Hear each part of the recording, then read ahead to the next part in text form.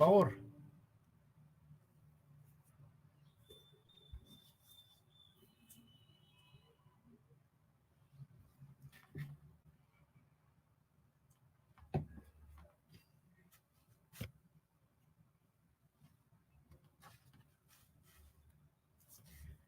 Muy bien, gracias. Nuevamente, buena tarde. En la última reunión que sostuvimos la semana pasada, el día viernes, de manera presencial, entramos a conocer lo que es la excepción y nos quedamos precisamente en la clasificación de las excepciones procesales conforme a la doctrina. Hoy nos tocaría continuar con las excepciones procesales conforme a la ley y determina que en materia civil, ¿cuáles son las excepciones mixtas? ¿Cuáles son las excepciones perentorias en igual condición?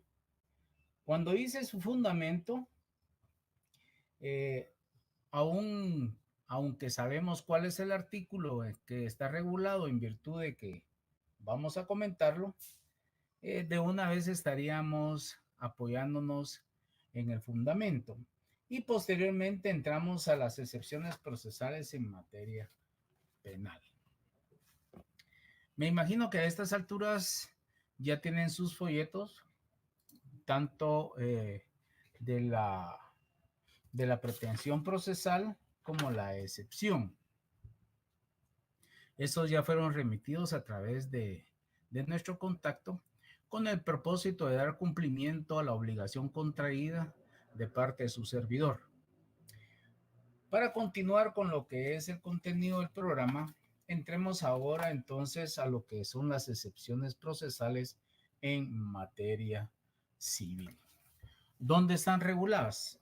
Están precisamente reguladas en el artículo 116 del Código Procesal Civil y Mercantil, donde determina que el demandado puede plantear las siguientes excepciones previas. 1. Incompetencia. 2. Litispendencia. 3. Demanda defectuosa. 4. Falta de capacidad legal. 5. Falta de personalidad. 6. Falta de personería. 7. Falta de cumplimiento del plazo o de la condición a que estuviere sujeta la obligación o el derecho que se hagan valer. Esta excepción hay que verlas por separado, es decir, aquí dice o. Entonces, aquí hay inmersas tres precisamente. Continuamos con lo que es caducidad, prescripción, cosa juzgada y transacción. El artículo 116 del Código Procesal Civil y Mercantil nos enmarca cuáles son las excepciones previas. Pregunto, ¿qué otro nombre tienen las excepciones previas? Por favor, lo pueden consignar en comentarios. Gracias.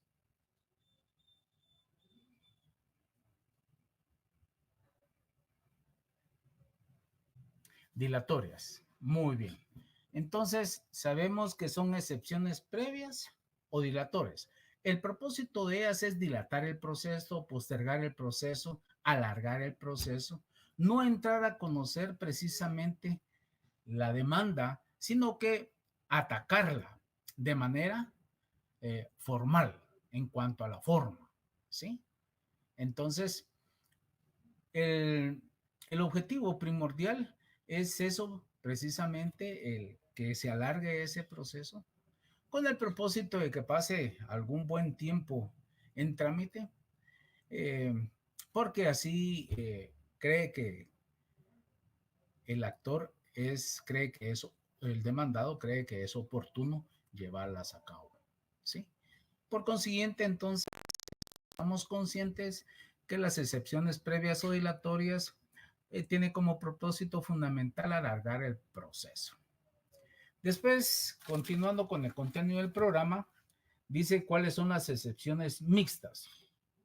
Por favor, las excepciones mixtas, bien sabemos que se pueden presentar como previas, pero van a ser resueltas hasta en sentencia. Es decir, aquí surte los efectos de una previa porque se presenta en la audiencia, pero el juez la va a resolver hasta que emite la sentencia que el derecho corresponda.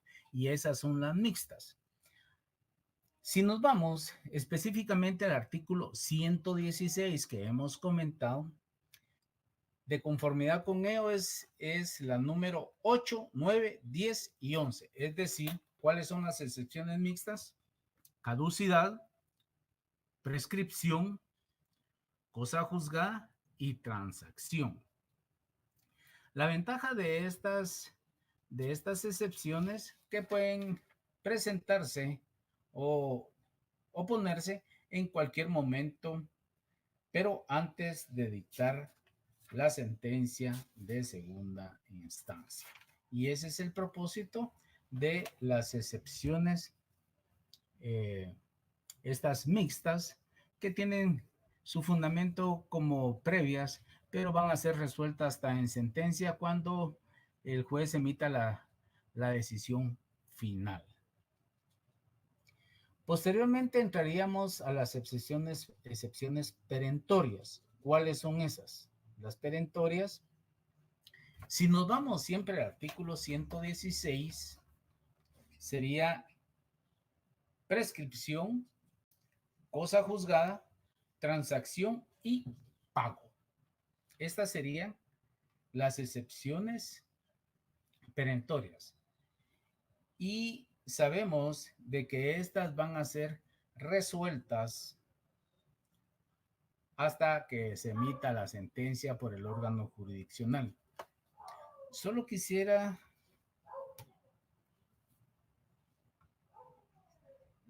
traer a colación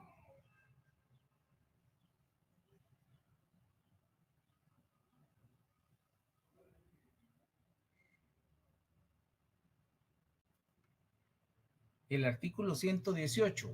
¿Por qué les digo esto? Es el segundo párrafo. Vean cómo hay una confusión en los términos que hemos platicado de interposición y oposición. El 18, segundo párrafo dice, al contestar la demanda debe el demandado interponer. Y mi punto de vista ha sido que interponer es a través de un recurso. Aquí sería oponer. ¿Sí? Entonces, creo que en este caso sería bueno tomar en consideración de que es oponer. Sin embargo, solo como un pequeño ejemplo,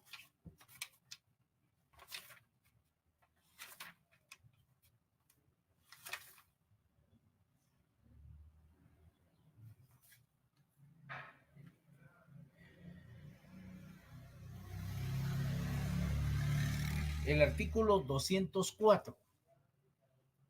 Veamos el 204 del mismo código. Dice, contestada la contestación de la demanda. Si el demandado no se conforma con las pretensiones del actor, las pretensiones sabemos que son las reclamaciones, debe expresar con claridad en la primera audiencia los hechos en que funda su oposición. ¿Sí? Oposición, aquí habla de oposición. Entonces, es así como hemos encontrado algunas diferencias entre la misma ley cuando platicamos de lo que es interposición y oposición.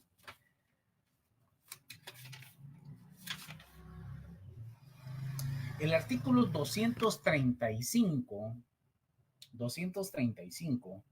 siempre de este código, determina recursos. Cualquiera de las partes que interponga apelación, está hablando de interposición. Entonces, ¿en qué quedamos? Se pueden interponer excepciones, se pueden interponer recursos y en algunos casos determina oponer excepciones.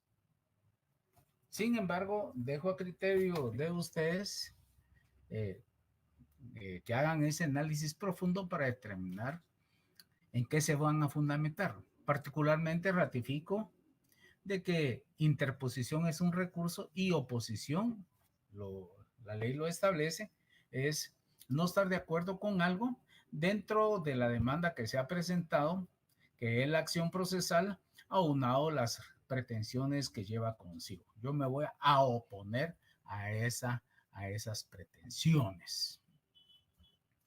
Y por último, para terminar este punto de vista del contenido del programa, entramos a lo que son las excepciones procesales en materia penal. ¿Cuáles son esas?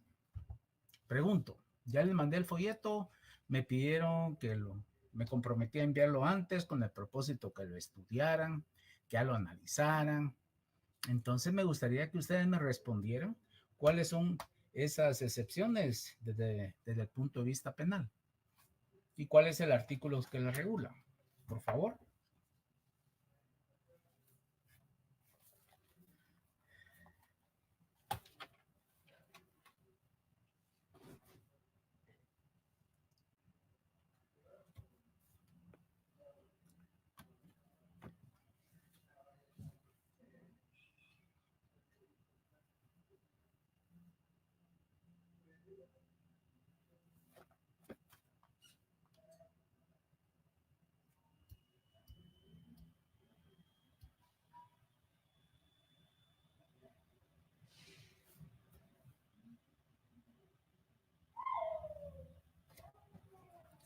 Muy bien.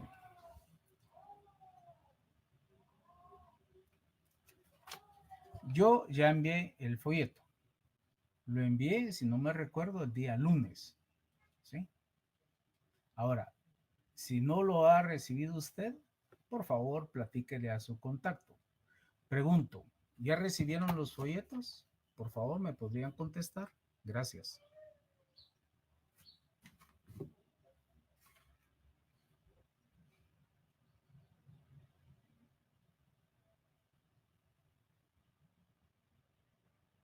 Muy bien, gracias. Continuemos entonces. El artículo precisamente 294 del Código Procesal Penal regula cuáles son las excepciones. Las partes podrán oponer, y escuchen, oponer al proceso, al progreso de la persecución penal o de la acción civil por los siguientes motivos: incompetencia, falta de acción, extinción de la persecución penal o de la acción civil. ¿Cuáles son esas? Aquí están reguladas específicamente, son tres las excepciones en materia penal que regula el 294. Por favor, ¿alguna pregunta? Así concluimos el punto de la excepción para entrar al proceso jurisdiccional.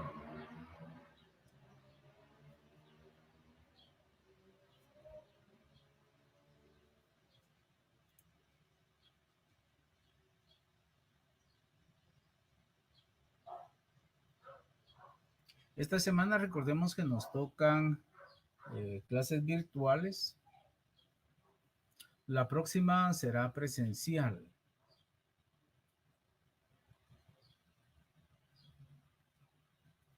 ¿Alguna pregunta, por favor? ¿Me dio a entender?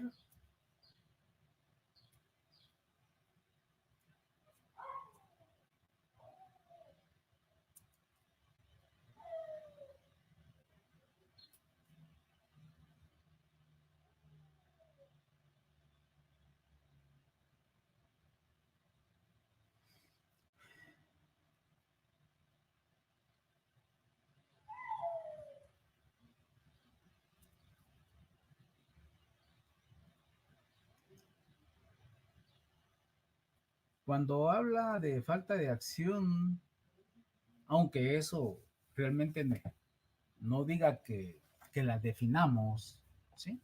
Sin embargo, solo nos hace mención de ellas porque estas las van a ver en procesal penal. Falta de acción es cuando el MP inicia la persecución y la acción es eminentemente privada, ¿sí? Es de acción privada. Las excepciones mixtas son las últimas tres del artículo 116 del Código Procesal Civil y Mercantil, las últimas cuatro, que es del Código Procesal Civil y Mercantil: caducidad, prescripción, cosa juzgada y transacción. Esas son.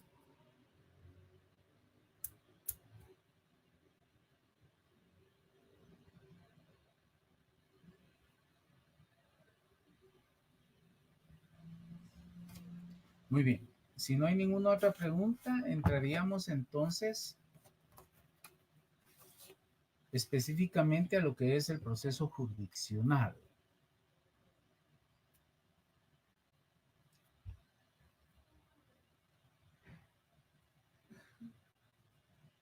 No sé si me doy a entender, por favor.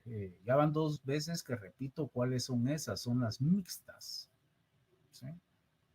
Son las excepciones mixtas.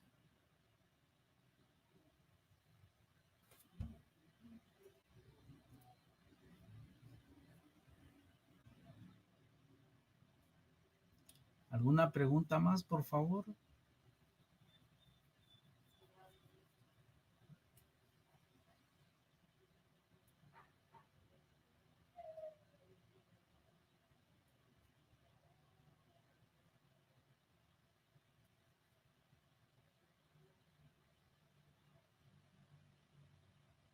¿Me di a entender?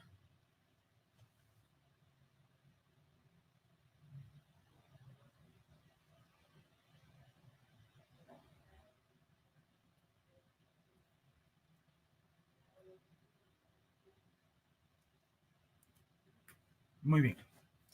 El proceso jurisdiccional es un tema bastante sencillo. Y se van a dar ustedes cuenta cómo hemos avanzado desde el punto de vista eh, procesal, a través de los ejemplos que hemos presentado, a través de las lecturas de los artículos que hemos leído y a través de los ejemplos que se han presentado en igual condición. Entonces, la situación es que el proceso jurisdiccional, cuando hablamos desde el punto de vista del derecho, son todos aquellos pasos o etapas que deben de seguirse de manera obligatoria y rigurosa al momento de diligenciarse el juicio. Es decir, se presenta la demanda, le dan trámite a la demanda, el juez resuelve, llama a las partes procesales a que comparezcan a audiencia y se presentan. Cuando se presentan, ¿cuáles son las actitudes que puede optar el demandado? Pregunto. Por favor, me pueden consignar.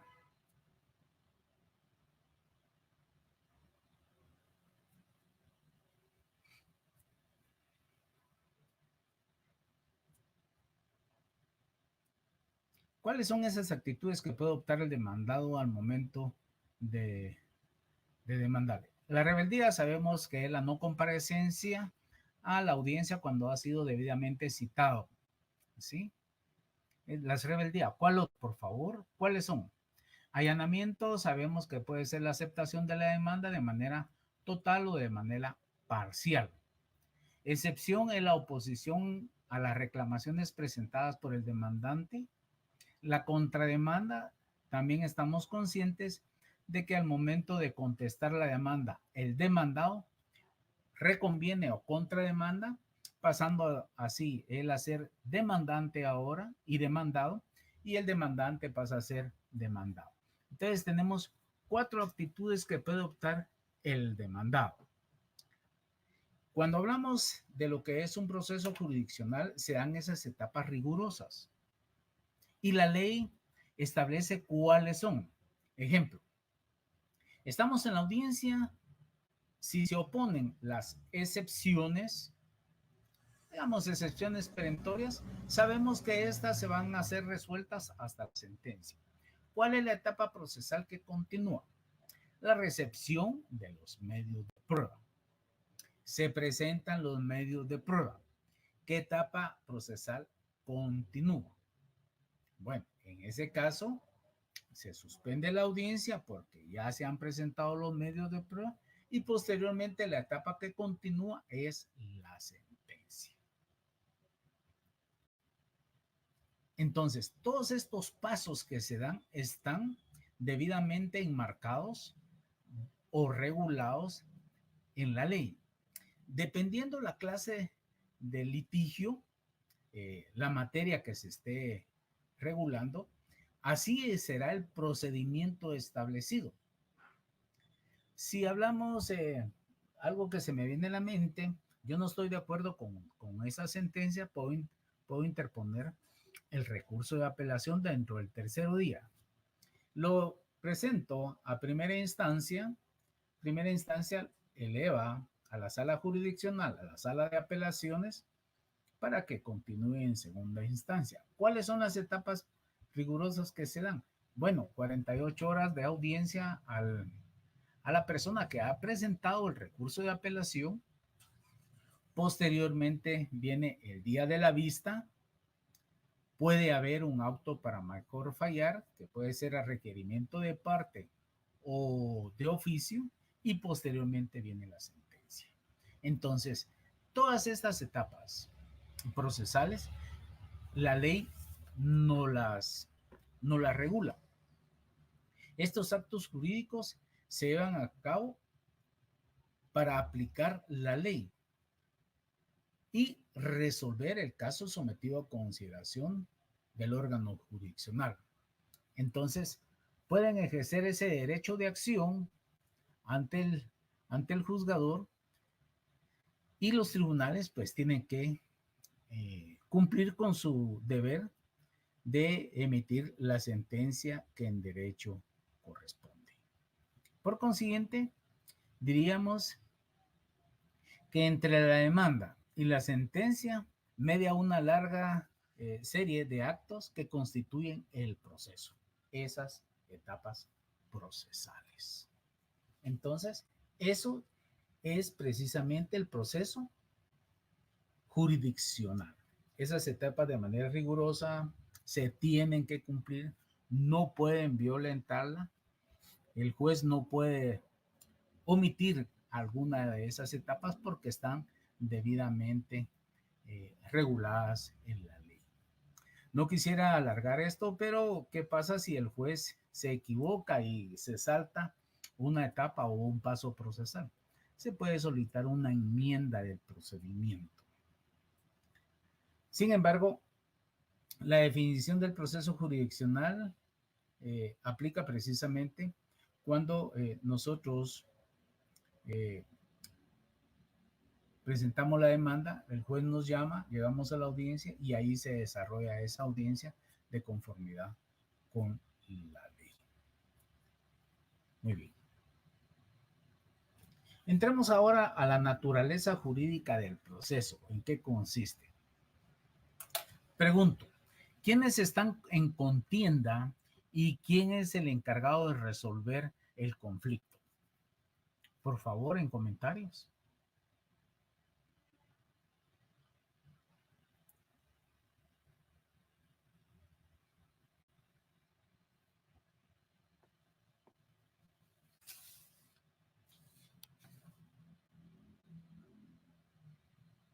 Demandante, demandado, resuelve el juez.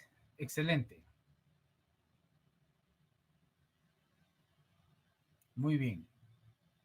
Ahora, ¿cuál es la naturaleza jurídica del proceso jurisdiccional? Sabemos que existe una relación jurídica procesal entre demandante y demandado. ¿Por qué? Hay incumplimiento de alguien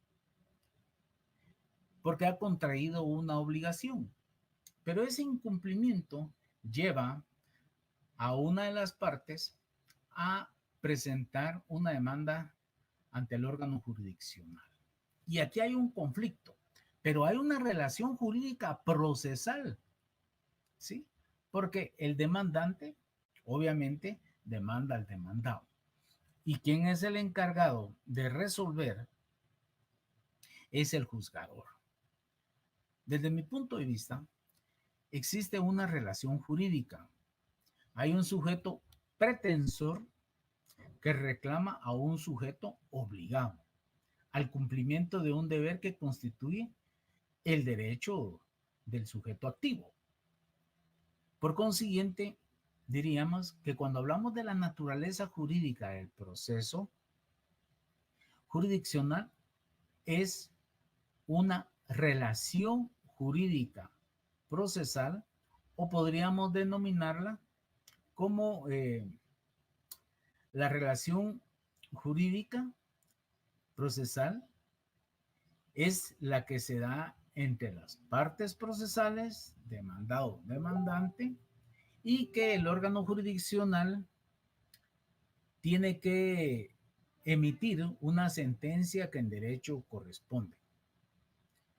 Porque aquí hay una íntima vinculación entre demandante y demandado, y el juez es quien, el encargado de resolver esa controversia.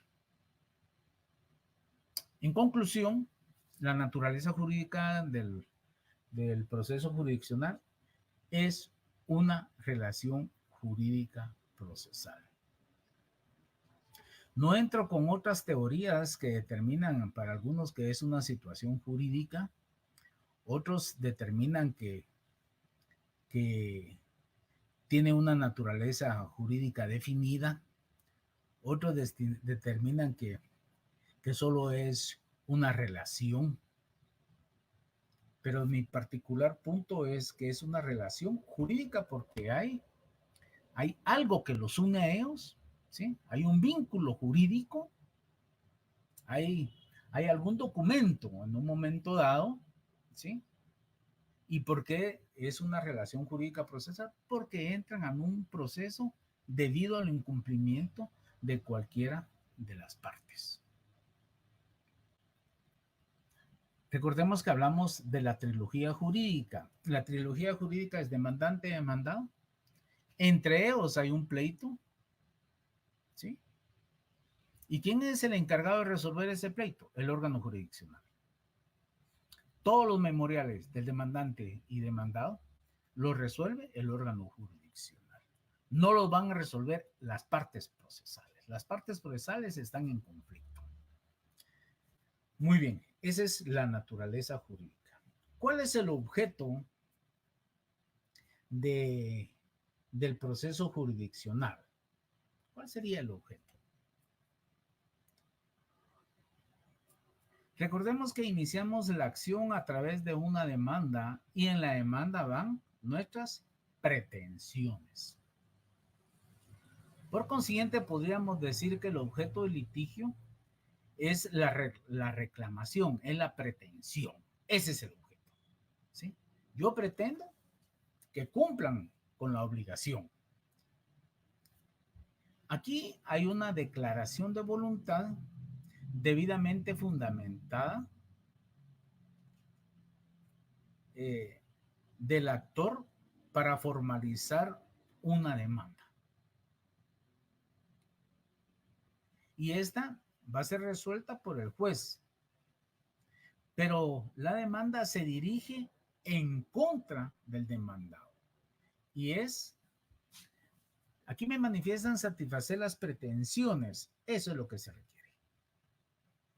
Que se cumpla con la obligación contraída.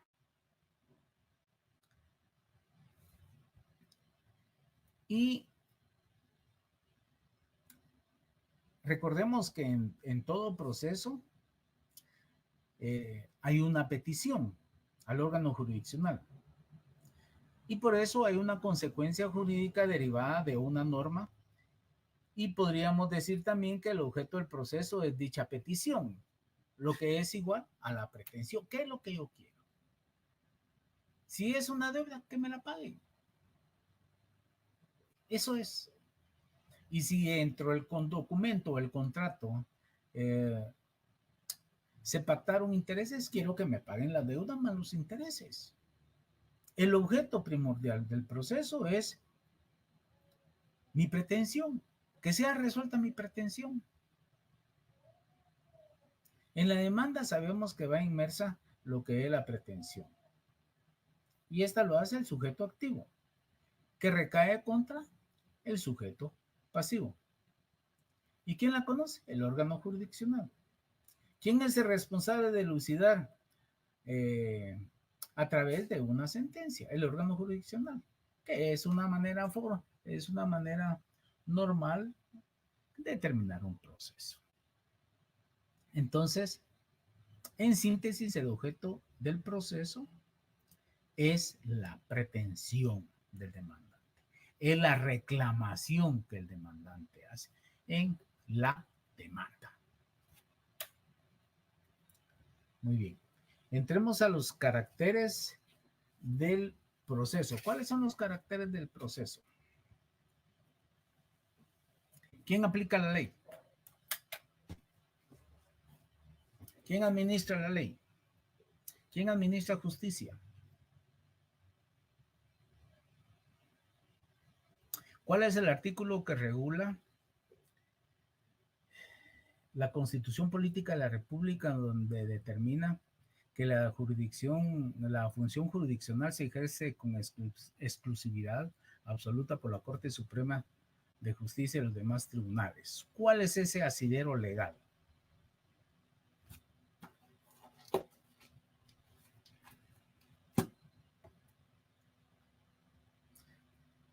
La Corte Suprema de Justicia, 203, la Corte Suprema de Justicia, ¿sí? 203, va. ¿Cuál es el artículo de la ley del organismo judicial?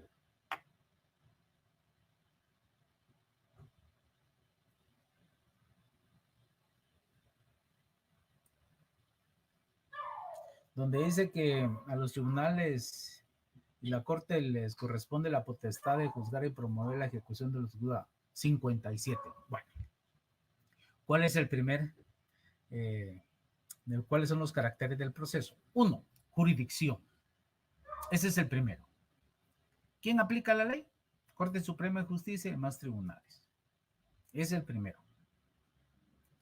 ¿Cuál es el segundo?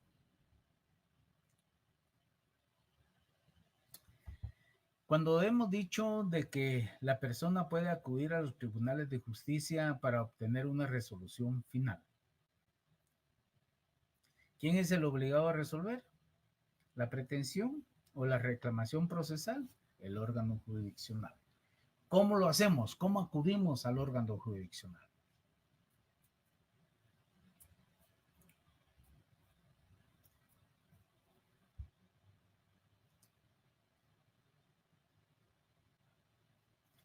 Pregunto, ¿cómo acudimos al órgano jurisdiccional? ¿Cómo es que se entera de que existe un conflicto presentando una demanda? Por medio, en la demanda va la pretensión, ¿sí? Pero es la demanda la que se presenta al órgano jurisdiccional. Por consiguiente, estamos accionando. Cuando hablamos de acción, es el segundo de los caracteres del proceso, acción. Primero es jurisdicción, aplicación de la ley. Segundo es la acción, que es el derecho que tiene el afectado de acudir a los tribunales de justicia, a obtener una resolución final, a obtener una sentencia. Y ahí está accionando. Es el segundo. Y el tercero es que el proceso son esos pasos, esas etapas o sucesiones de actos que se desarrollan en el proceso de forma rigurosa, de forma obligatoria, con el propósito de buscar una sentencia de conformidad con la ley, la cual se tiene que ejercitar a través de los mecanismos legales. ¿Cuáles son los tres caracteres del proceso? Jurisdicción, acción y proceso. Muy bien. Entremos clases de procesos. Dígame cuáles son las clases de procesos que existen, por favor.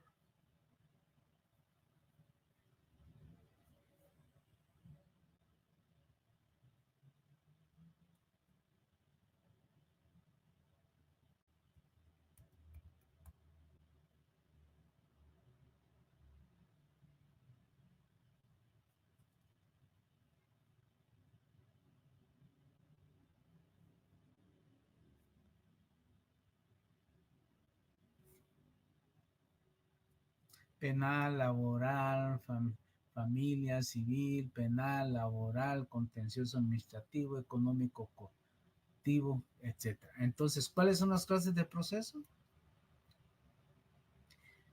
Son los diversos tipos de procesos atendiendo a caracteres especiales, como el contenido, eh, su fin, la estructura, su estructura, la subordinación y otras características según sea el juicio.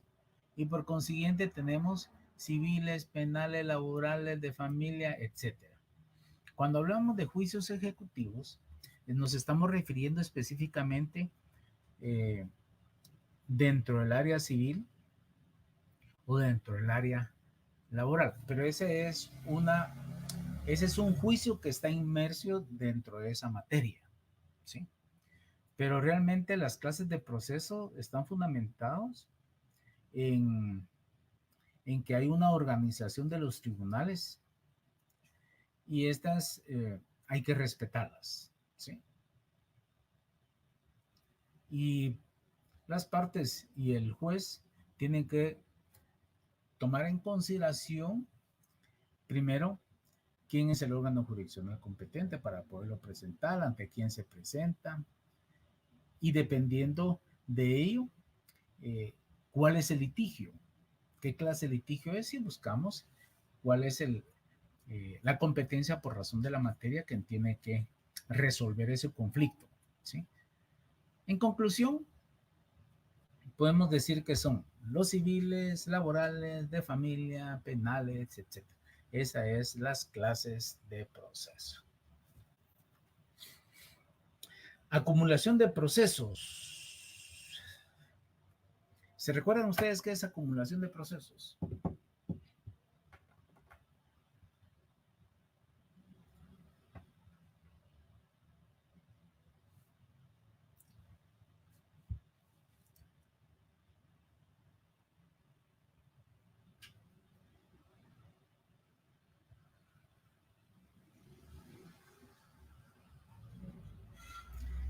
La acumulación es, ¿qué pasa si yo presento un proceso en un tribunal y presento ese mismo proceso en otro tribunal?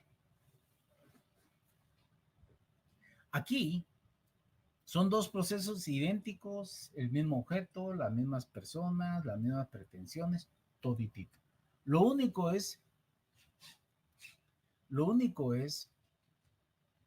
voy a hacer un paréntesis. Dice acumular procesos para llegar a una sentencia única. Excelente, buenísimo. Que en un mismo proceso hayan varios requerimientos. Aquí es acumulación de pretensiones, pero estamos hablando de acumulación de procesos. Entonces, aquí es tramitar en un solo proceso, en un solo procedimiento, dos o más procesos compatibles. Porque hay que tener mucho cuidado. Hay personas que presentan dos o tres veces la misma demanda y caen en tribunales diferentes. Si fuera el caso, hay que pedir acumulación de procesos. ¿Por qué? El primer tribunal emite la sentencia favorable. El segundo emite la sentencia desfavorable. Y el tercero emite la sentencia favorable. ¿Qué vamos a hacer? Por consiguiente, cuando se da esa clase de situaciones, usted pide la acumulación de procesos diciéndole al juez, señor juez, ya existe otro proceso y quiero que este proceso, hoy que se está ventilando, se acumule al ya existente, con el propósito de que sea una sola sentencia la que se emita y no se emitan diferentes sentencias. Veamos lo más sencillo. Fueron dos procesos en diferentes juzgados. Uno dijo sí, el otro dijo que no. Uno hay que pagar, el otro no. ¿Qué va a hacer? Va a tener que pagar. Y el otro no va a pagar. Y si los dos le dicen que hay que pagar, tiene que pagar doble. Entonces, cuidado. Presentemos una acumulación de procesos, una unificación de procesos en un solo. Y la terminación a través de una sola sentencia. ¿Sí? De todas las pretensiones que se han presentado dentro del juicio. ¿Sí? ¿La acumulación es un recurso o es una acción? La acumulación es una acción que se lleva a cabo en el momento de que usted se da cuenta de que hay dos procesos y la ley le establece la acumulación de procesos y en este caso determina que la acumulación de procesos es un fenómeno procesal por el que se reúnen en un solo juicio dos o más procesos, ya que se han iniciado de manera separada. Por eso tienen que pedir la acumulación. ¿Cómo es que procede la acumulación? ¿En qué momentos son los efectos de la acumulación? Veámoslo entonces, ¿cómo procede? Veamos el artículo. Vamos a ver.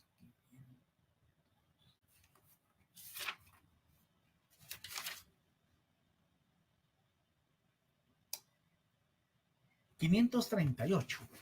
538 el Código Procesal Civil y Mercantil. Principio de la acumulación.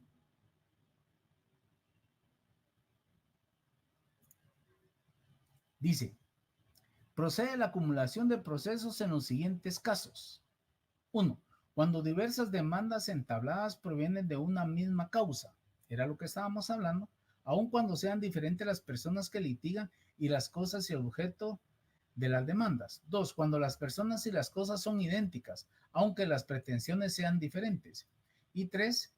En general, siempre que la sentencia que haya de pronunciarse en un juicio deba producir efectos de cosa juzgada en otro.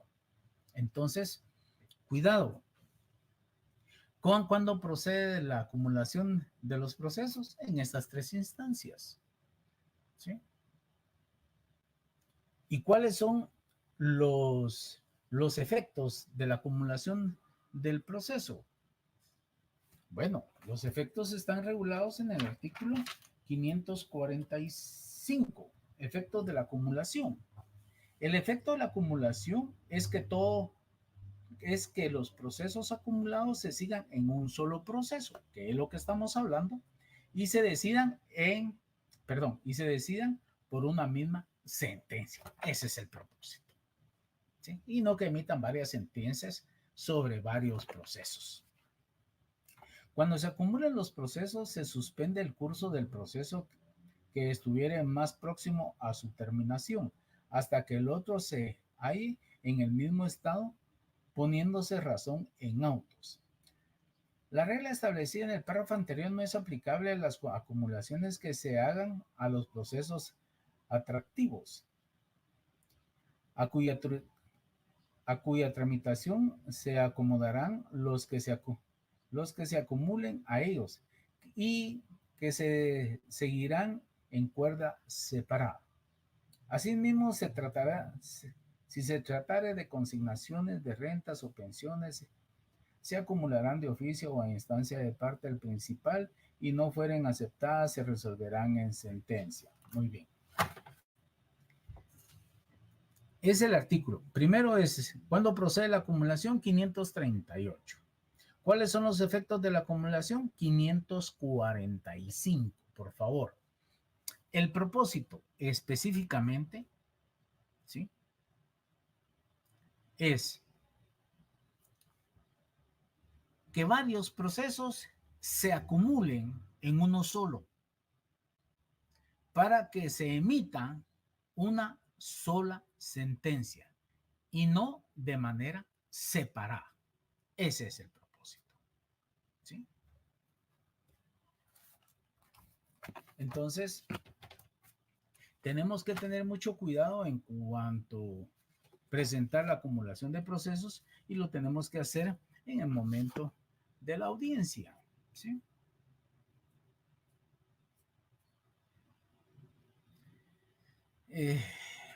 No me gustaría decirlo, sin embargo, voy a hacer un comentario. Hay algunos profesionales del derecho que solicitan acumulación de procesos porque ya hay otro, ¿sí? Y si se solicita la acumulación de procesos, es para suspender la audiencia. Pero es mentira que exista otro proceso. El propósito es que se suspenda la audiencia y que el proceso se dilate. ¿Sí? Son situaciones que algunos profesionales del derecho pues toman en consideración, ¿no? ¿Sí? Pero creo que para eso tendríamos que tener ética. No estoy diciendo que no se lleve a cabo, se lleva a cabo cuando es legal y cuando procede, ¿sí? Pero hacerlo solo por la suspensión de la audiencia ya es criterio de cada uno, ¿sí? Muy bien, es así.